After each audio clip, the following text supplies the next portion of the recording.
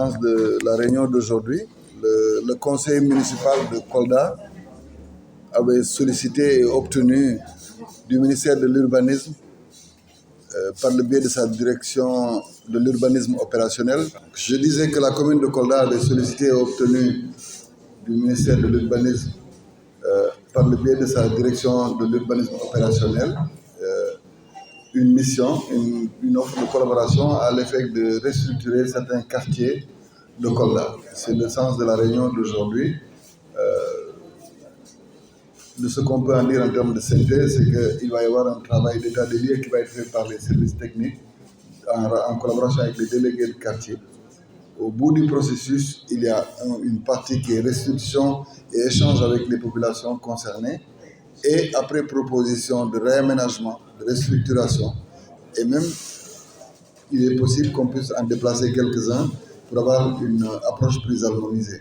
Mais dans le cadre du programme Zéro Bilan Ville que l'État du Sénégal a impulsé, c'est une approche pertinente qui permet de réduire les déficits d'infrastructures collectives dans les quartiers et de réduire les gènes qui peuvent découler d'une opération d'occupation irrégulière de l'espace.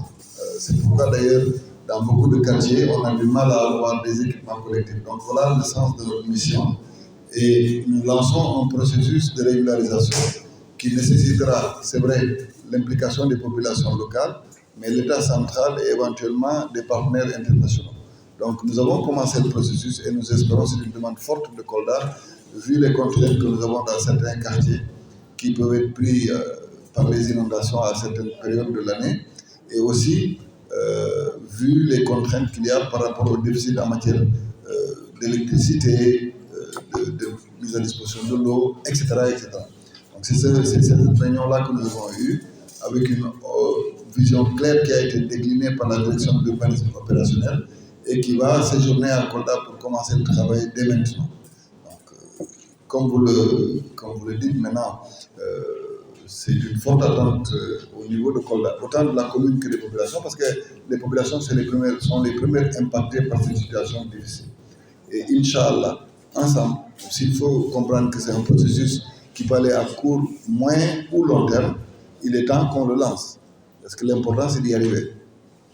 Sur les autres questions que vous avez pu poser, notamment sur l'implication éventuelle de d'autres départements ministériels, n'oubliez pas que nous avons tenu ici, il y a un mois environ, un CRD qui a été tenu sur instruction de M. le Président de la République pour lister aussi un ensemble de problèmes qui vont jusqu'aux questions d'emploi, mais entre autres aussi, la situation de la commune de Kolda a été posée et entre autres solutions, il est prévu un réaménagement des assiettes communales qui va être fait par décret présidentiel suite aux travaux de restitution de la NAT qui avaient déjà commencé. Mais d'ici là aussi, nous pensons qu'il y a des assiettes qui peuvent servir à accueillir des projets et des habitations. Nous sommes en train de travailler dessus. Inch'Allah, dans un très court terme, nous ferons la restitution qu'il y a. Mais aussi, il faut qu'on profite des dispositifs mis en place. L'intercommunalité permet de pouvoir répondre à certaines questions. Aujourd'hui, ces communes qui sont par exemple limitrophes de Kolda savent que de fait, au lieu même de penser à un lotissement dans notre chef-lieu de commune, elles préféreront faire des lotissements dans des zones limitrophes de Kolda. Donc elles savent aussi l'importance que d'avoir ça. Mais si nous ne parvenons pas à avoir une intercommunalité effective, nous allons souffrir de cette situation-là.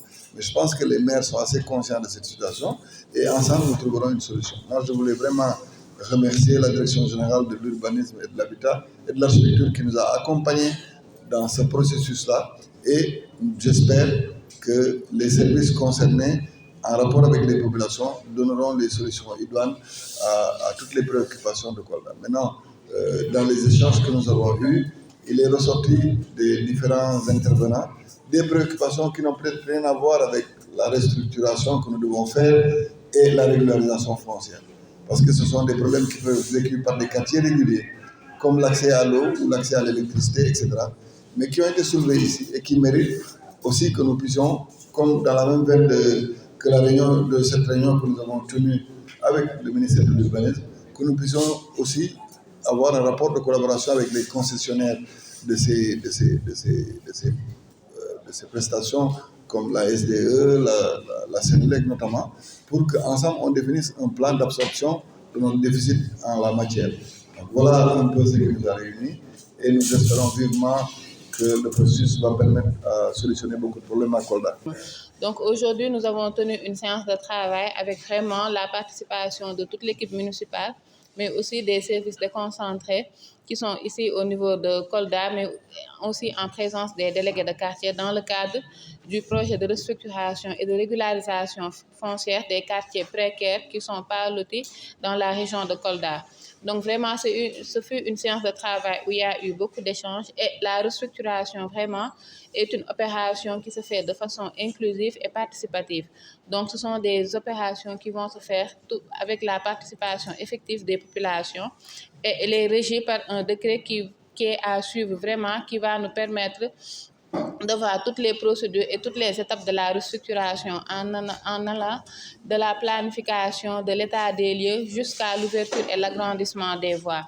Et c'est une opération qui permettra non seulement d'améliorer les conditions de vie des populations, parce que ça nous permettra d'ouvrir et d'agrandir des voies pour pouvoir faire passer la voirie, mais aussi les différents réseaux, mais aussi de doter ces quartiers qui sont vraiment précaires d'avoir des équipements sociaux de base. Mais aussi, en plus de la restructuration, il y aura ce qu'on appelle la régularisation foncière pour permettre aux habitants de ces bidonvilles-là d'avoir des titres de propriété. Donc aujourd'hui, vraiment, on est venu sur demande de la mairie de Kolda qui nous avait saisi. Donc c'est une collaboration qui vient de démarrer et on espère que vraiment durant les prochains jours à venir, vous allez bien voir les différentes avancées qu'il y a dans ce projet-là.